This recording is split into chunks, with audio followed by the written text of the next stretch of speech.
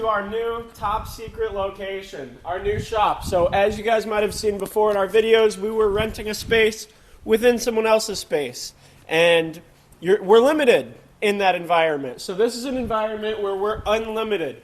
The potential here is crazy, so we're excited to show you around. We've been setting it up a little bit. We've been getting acquainted with the space, with the area, moved in. We've been doing some work here and there. And now that Tuner Gallery is over, we're going to take some time to really show you guys around. So, Alex, what do we have in the shop today? Let's start there. We got a 318i. So this is my 97 318 finished in Sierra Rot Metallic over a black interior, which you don't see too much. When you do see a Sierra Rot car, it's usually a tan interior.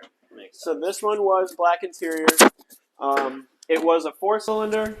It was an automatic transmission, and it was locked up. And it does not have an S52 in it. Yeah, no, it's an M52. Do not get fooled. It's an M52, a ZF behind it with a UUC E34 M5 clutch in between. And when I built this car, I really took my time with all the little things, refreshed the motor, refreshed every nut and bolt. This car only had 70,000 miles on the chassis. So the paint's really clean, the body's really clean, and it's a one-owner car from California. I bought it from the original owner's driveway, and I have the original title issued in 1997 for this car. It's got some Vader seats, it's got a renowned steering wheel, AC Schnitzer pull handle on the e-brake, got a nice OEM BMW shift knob, some new shifter bushings throughout the chassis, new suspension components. This car is ready to rock and it feels amazing. I love driving this car. This car doesn't really have any purpose for me except for being clean, being super clean, well fitted, and just a pleasure to look at and a pleasure to drive. Alright, so this car belongs to a good friend of ours. His name is Vikas. He brought this by last night because he wants to get a little paint correction done on it. It's not too bad to begin with, but it does need some rejuvenating in a couple areas. You can see on here, in this trunk area, there's a pretty gnarly scratch, a few spots on the hood, and a few spots on the roof. But overall, this color is in great shape. Matt's also going to be diving into it mechanically. He's going to be putting some new motor mounts, trans mounts, and anything else that you're doing specifically? I felt a diff bushing, so I might front take a diff look into bushing. that. I do remember the front diff bushing. Could use some replacing on this because I rode in this car 2 years ago, and it drives great, but I do remember that front diff bushing needed to be addressed. But otherwise, he's got some headers for it. We're not sure if we're going to do them yet. I think he wants to get through emissions one last time. Yeah, because it is a 98, right? I believe so. Or a 97. Let's see. I forget which one. I Let's think he has one more. This car's a 97. Oh, so he could do it. He could do an antique plate if he wanted to. Right yeah, now. So he's ready for an antique plate, but I think he was saying that he wants to do emissions one more time with this car. So you can see that it is a luxury pack car by the door panels and the door handles on the inside being chrome. And usually when a car's a Lux pack, it comes with sports seats and it comes with the non-M side skirts, which are also known as twisties for anybody who doesn't know. Yep. So you won't have that twist right there in the side skirt if it's a Lux pack car. Another thing that you should have being a Lux pack car is this is wood, but also I usually see these being wood. I think it's a hit or miss sometimes I've seen. Really? I feel like it's a hit or miss. I feel like it just comes, I feel like it's an option, but I could be totally wrong. It could have had it. Usually I see that being a nice vinyl I think you're wood. right, actually. Now, yeah. So that could have been swapped out, but regardless, the black does not look out of place at all.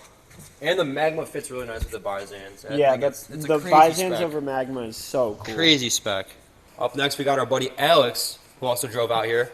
Here, let me get you mic'd up. This thing is probably the best US E36 M3 I've ever driven in my life. Like, everything on this car feels solid.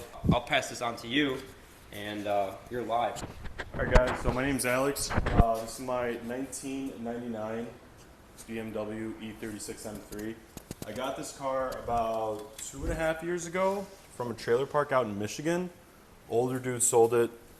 Right about the spec that I wanted an E36 to be. Coupe, Titan Silver, with of course the Dove interior Vaders. So with this car, when I got it, it was pretty clean. It was kind of on the rougher side of things, but I did a little bit to it to get it up to par. The headliner, I did a full new headliner on it. I went with just a kind of faux mesh on it. Turned out pretty good. ZHP shift knob, took out the old LED lit up one, took that one out. Didn't have floor mats, so I did put M3 OEM floor mats on it. The Style 24s, those are factory. I did pull the car's original window sticker, and they were not actual, this didn't come factory with the car. So it came on contours originally, but whoever had the car originally, they did put 24s on it, so I love them. I did kind of refinish them, but the clear coat on them is going bad, so I do need to take the clear out, polish, and re-clear them. But besides that, the car's pretty rust-free. It lived most of its life in Florida. It does have some minor surface imperfections just from being in the Florida heat for most of its life, but nothing that a little TLC can't fix. Under the hood, standard. I did get a dine-in strut bar. Let's go across it right here. Cold air intake. Not sure exactly who it's from, but it is a carbon fiber cold air intake. Really cool. Nothing else performance-wise. I just have a Stromung exhaust on it. Muffler, no headers, none of that stuff. I did have an X-brace on it before that Alex. You took it off? Yes, yeah. It started shaking for whatever reason. It would like whole rattle. The whole car. It would rattle, like Really? just right where the X-brace was. You heard about that before? So- X-ray thing in the car rattle? Yeah. So I do need to figure out what's making it rattle. Maybe I didn't use the right hardware. I don't know, but I'm going to be putting that back on because I did really like how the car drove. So my plan for this car is I really want to go for LTW/GT inspired build. I do have a 4-piece GT LTW, whatever you want to call it, wing coming in probably this week. And then I'm going to do a front lip. Spacers, I do have a 10 mil spacer in the front right now, but it is sitting on H&R Sport Springs. So the rear looks great, car handles phenomenal. It's not floaty, it's not boaty, it's just right. I use this car on a daily basis throughout the spring, summer, and fall time. I drive it hard, I drive it easy, go out to shows, whatever I need to do, groceries, it gets it done for me. Winter time, obviously, I just store it because I don't really have a need for it in the winter, but I do utilize the car whenever and however I can. I drive it, and I drive it hard, which is what the car is supposed to be built for. When I got the car 2.5 years ago, it had about 95,000 miles, if I can remember correctly, and I'm at about 101,000 now. So in 2 years, haven't really put that many miles on it. I don't plan to, but that's where it's at now, and hopefully I get many, many more smiles to mile ratio from that point out. So that's my 1999 BMW E36 M3. Yay! That was fire. That was a fire bit. All right, we have a 1998 Cosmos M345, which is Cosmos Schwartz on black. This car is in from our friends at Urban Jungle. They brought it to me because they want to get the paint rejuvenated. So I'm going to run over this thing, do a paint correction, clean up the interior, pretty much get this thing looking like it's brand new. Same thing as I did with the E34 Touring that you guys will be seeing soon. Otherwise, if you want to follow me, I'll show you around the car. Black on black, super clean interior. Seats are in great shape. This is a full dining car, so it's got pretty much everything besides the badge itself. Pop open the hood. Fitted on M contours. Classic look, you can't go wrong with this. Minimal rust. This car was from Wisconsin, but it still is pretty clean. It's very clean for being a Midwest car. You got the dine-in muffler. I had the same thing on my 97 M3. Not much more that you can do or need to do with an E36 M3. Yeah, there's nothing more to it. In the corner. This guy's running marketplace deals right now, so I guess I'll do a tour of his car. Get this out the way. So this car has been with Matt for what, like 4 or 5 years now? 4 years. 4 years. So this started off as an automatic Schwartz 2 328i. As soon as he got it, he knew exactly what he wanted to do with it. He went through the whole phase of, the DS2 treatment with the M Sport Aero. Then his plan was to manual swap it, which he did immediately after. And as you can see, it is now yellow, and it is set up to go drifting. This thing is pretty much everything you can do to an E36 without making it boosted.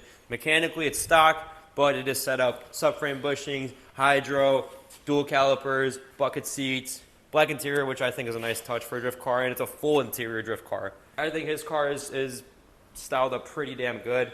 He's a big yellow guy, so as you can see, he went with a Dakar look. It's not exactly Dakar yellow, but it is pretty damn close. There we go. Bone stock, 328, M52. Not much more that you need. The best thing for drifting is to keep it reliable, which means keep it stock. So he did the oil pump nut mechanically, which is very important because when you're bouncing off of 7K RPMs, and I think his is raised up to like 72, that oil pump nut is prone to spin off. You've seen in the engine rebuild video that he actually did that on that S52. You're lying. What just happened? Is this hood even bolted? Oh, what?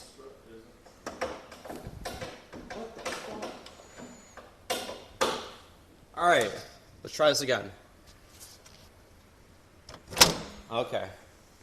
Well, otherwise, that's the 328. My guy's inquiring parts right now. As you can see, there's plenty of other cars to see, but none of them are as presentable as the ones inside. As you can see, Thomas is plugging away at the touring that he brought overseas, along with a Sierra wagon that he had. We might be buying that. We're still on the fence about it, but hopefully that'll come to us if it makes sense. This is actually pretty cool. It's got a red interior, which is pretty unique. I think these are E46 seats, but it's all together, rust-free car. Not a bad car. So got that. Style 42s. These are good spec. These are good spec too. They're all the same size. This E39 Touring, I'm not sure what's up with this. I think this belongs to the guys at Urban Jungle also. It needs a window regulator and some other things. And then this is Thomas's recent pickup. So this is the car you guys see on the channel. Would you pay $1,000 for this E36? And as you can see, hasn't changed at all since you guys seen it last. It's still fitted on the same wheels, same look. Everything has had the window down for months now, and it's probably rained all up in this interior. But I haven't even seen this thing actually. Don't worry, there's holes to drain out the floor. Oh, it's got drain holes. I see. That's pretty nice. No, I really have not seen this thing. Oh my god, dude, this is like.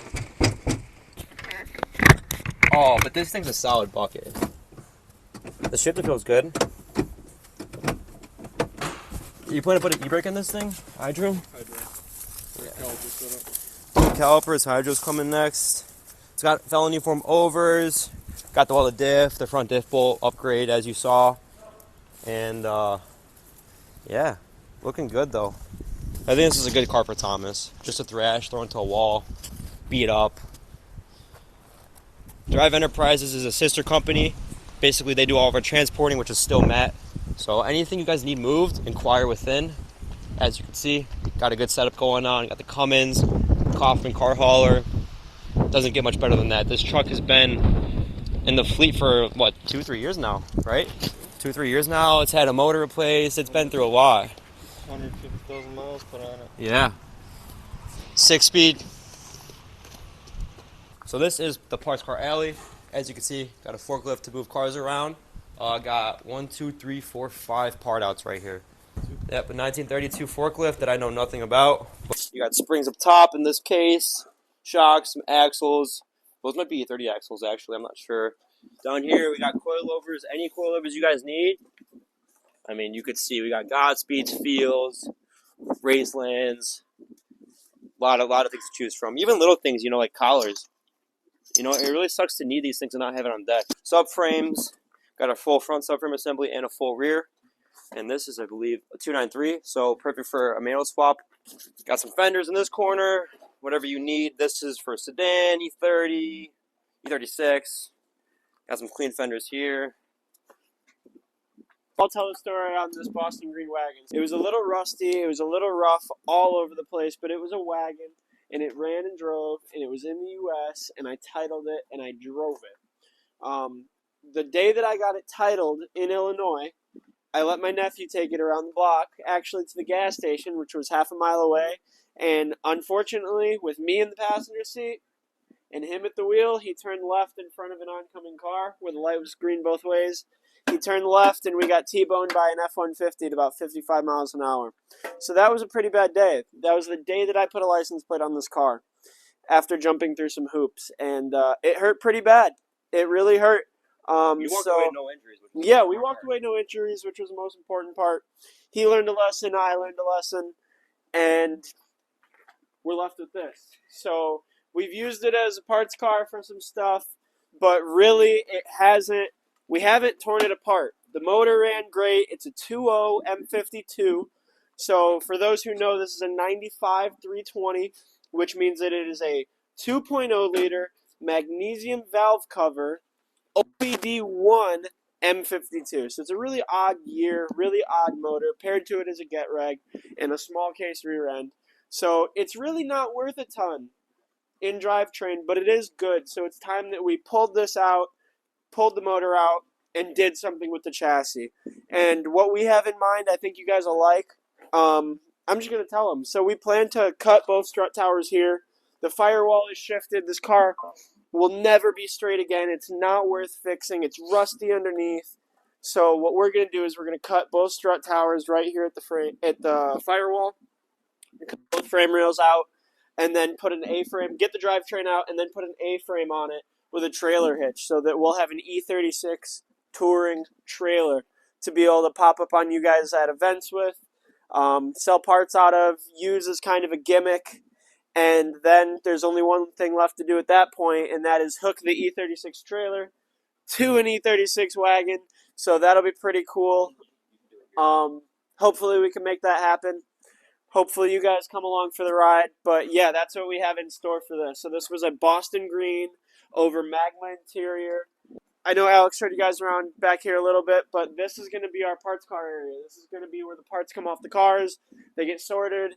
And when you guys come through, this is kind of where you can take your pick at what's left on a car before it's in boxes inside. Some are more fresh, like this convertible over here. This still runs and drives. Don't mind the dirty hood, but this is still a driving 328. I'll take this sucker into town right now. Don't you dare me. Let's do it. I have. I've taken this to the gas station before. I've looked around before, and this has been the only car here running. And I've literally taken this to the gas station, get a few funny looks, but this one still runs and drives. It's early in the part-out career for this one. It's still holding on to dear life, but don't worry. M52's for sale. Everything's for sale. And then there's cars like this that I parted this car out probably over a year ago. But what this car became was the scrap bucket. So just because this car was mobile, I had a ton of scrap parts in here. And now that we have the shop, we don't need to have a scrap bucket. We can breathe. We can spread it all out, and everything can have its own place. It doesn't have to be tucked in a parts car. You know, I had coilovers and suspension parts and control arms and subframes packed in this car. And now it's time to, because these frame rails are straight, now it's time to cut here, throw these in the corner for whoever needs them. Maybe you'll need them. And they'll go on another E36 eventually, but it's time to get rid of this crusty chassis. One thing that's kind of interesting with this chassis is it is Cosmos. Look at this paint in the sun. This is a Cosmos M3 paint on a non-M car. So it's a 328 ordered in Cosmos, which is very uncommon. Most of the time they're just Schwartz 2. So this is a full Cosmos car. Obviously every panel's gone and the rockers are gone with it. So it doesn't really matter, but it is kind of interesting. This was a Cosmos car. This is my Hellrot 328 convertible. This is a car I picked up from some friends who own a car dealership. They contacted me and said, hey, we got this and it's got your name on it. And I was not in the market, but for the price they gave me, I had to pick it up. I've never bought a car from a dealership other than this, and I was well under $3,000 out the door. It's a very clean car. It's from Florida. It's got a bunch of service records. The interior is pretty rough if you look at the seat. I have a really clean set of Dove sport seats that I'll throw in it, but the seats are trash. Besides that, the interior is pretty decent. The paint is really nice. When I got it, both this fender and the hood were kind of crunched, so we swapped them from that parts car M3, and they were a perfect match, as well as I did the M3 mirrors, M3 bumpers, front and rear. I did not do the side skirts, but oh well. I also did the M trim, which we're missing this piece on the side because the clips are kind of boofed, but I got it. Threw some DS1 wheels on. Show these tires. The cool, funny thing about these tires is these are European tires. These are not US DOT rated tires. These are the Chrysalp HP3s. And if you look at this tread pattern, it's not like anything you've seen in America. I've had some people from Europe come through and want to buy these tires because I guess they're great snow tires in Europe. Got about 180K on it. It's got a little bit of paint fade. It's common with Hellrock. Yeah, a lot of Hellrock cars do that. Yep. Even mine did the same thing. The headrests are rocked, but the top is new, and the car, it's automatic, but it runs and drives really well, and it's been my daily for a while now. I probably put 5,000 or 6,000 miles on this in the few months that I've owned it. The buckled glove box. Yup, buckled glove box. Good luck, now that you unbuckled it. It will hold itself up? It'll hold itself. Yeah, that's the stupidest part. It doesn't even need the buckles. Who put these on here? I don't know. I got it like that. You bought the car like that? I got the car with the buckles. Interesting. Yeah. I thought you put these on. No, I did not put those buckles on. But it's got a Dove interior, which is pretty cool to see. I haven't even sat in this thing. Under Hellrock. Yeah, no, this thing's not pretty. It's not pretty, but it's a reliable car. Good old E36. It gets about 25, 26 miles to the gallon. Yeah. Yeah, you can see it's automatic. My girlfriend actually drives this car a lot. Shout out to Brianna. She loves this thing. Shout out to Brianna. Shout out to Bubs. So when you first get to our facility, here's what you're going to see when you walk through the door, all right?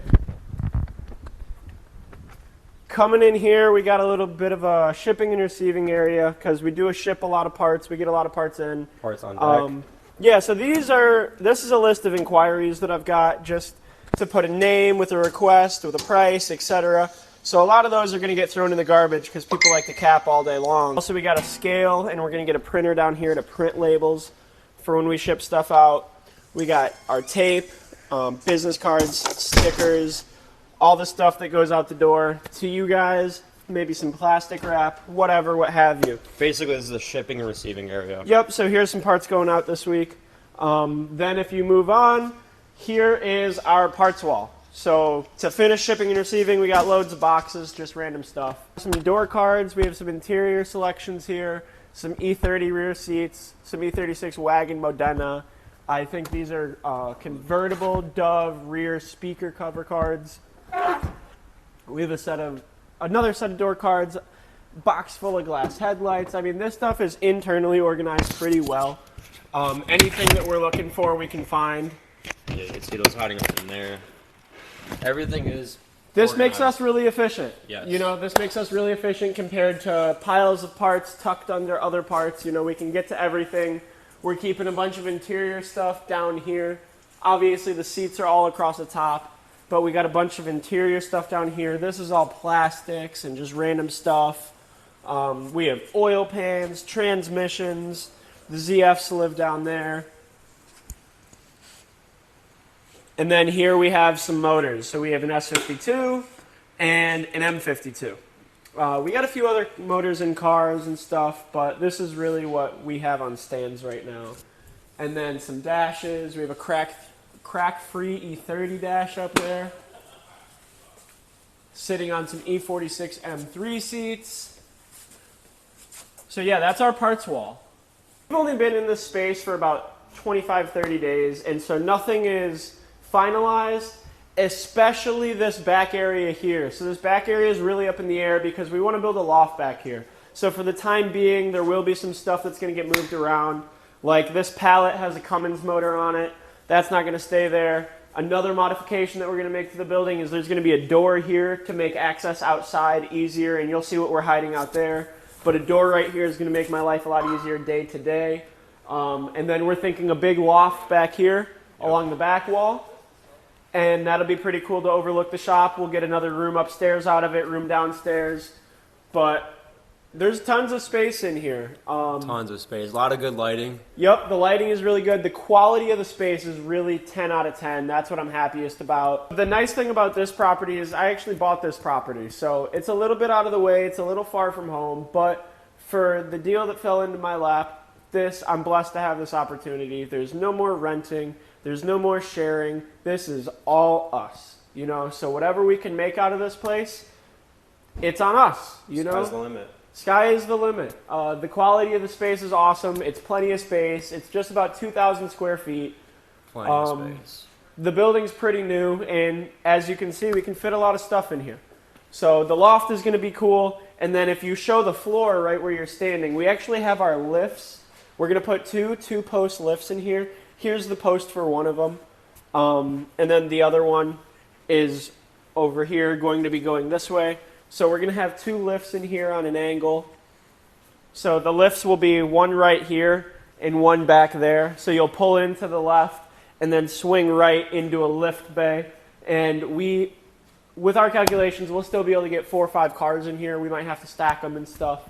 But that's going to be the most efficient for us because we need lifts to work on cars. It's cool to see a bunch of cars in here spread out, but really we need the space to be able to work on them, you know? So the lifts will be coming soon. Then the next area I have to show you over here is my toolbox area. So we built this new workbench. Thomas built it. Shout out to Thomas. He's great with wood and websites. He's the wood and website guy. But yeah, so we painted this. I got my toolbox over here. Got my Snap-on toolbox. Got a few tools in it. There's a bunch of stuff in my tool bag, whatever. But being able to spread out my tools. Oh, that doesn't like to stay shut. I paid $200 for this toolbox years ago. Does the job. But yeah, it does the job. But to be able to have all of the power tools spread out, and what I mean is just these little 3D printed guys to be able to have everything spread out. Because they're 3D printed? Yeah. Who made these? I got them on eBay. Oh, that's pretty nice. Yeah. So everything's got a home, batteries, plenty of charge on those. You know, it's nice to be able to have everything spread out. You know, so I can come in, put that there, and when I need it, I can see right where it is. When everything has a home, you know when it's not in its place. You don't lose it that way. You don't lose it. Tool organization is something that I'm getting into now that I have the space, and it's really making my life more efficient. Shout out to our buddy Jake. Jake hooked it up with a new shop present. Oh, this is a shop gift, is what you would call it? We're going to call it a shop gift. Housewarming present. Yeah, a housewarming present. I needed a tool cart. I needed a little bit more tool space. So Jake hooked it up with this Matco tool cart. Yeah, it's decent. I haven't put anything in it yet. We're still actually clearing it out. It's got some junk in it. But really big shout out to Jake for hooking it up with this. Same thing, some of the drawers might not be perfect, but hey. It's perfect. If it gets the job done, it was the right price, so I really appreciate it. This is going to make us, again, efficient. We're going to set up another little toolbox area down here when we get the other lift in, but, you know, that'll come slowly. So we're kind of moving in front to back. So the parts wall is all going to stay right where it's at. My toolbox and this workbench area over here, and then if you come over here, this is kind of our kitchenette area, our countertop space. Keep some household items like Simple Green down under here. We don't want to have tools over here. This is going to be like some cups, paper towels, some snacks, paper plates, stuff like that. Garbage. We got a urinal, which we're using as a sink, which is pretty cool. Got hot water in here. Hot water is really good. Yep. And then we got a little bit of a fridge. Not much in there, but milk and apples. All right, guys. Well, I hope you enjoyed the tour of our new facility. This is really exciting to us. For me, and I know Alex, it's been a dream for a long time to have our own place to play. Yeah. And sharing a space with someone else compared to being able to do anything you want in your own space is just a different feeling. You know, when we can put anything where we want it, where it works best for us, we're going to be the most efficient, and that's what this place is. So hopefully you see some good efficiency out of us. You see projects getting done fast. You see parts coming to your door as fast as possible. We got no excuses now, so hold us accountable. Anything you want to say? Thanks for tuning in. Yeah, thanks for tuning in.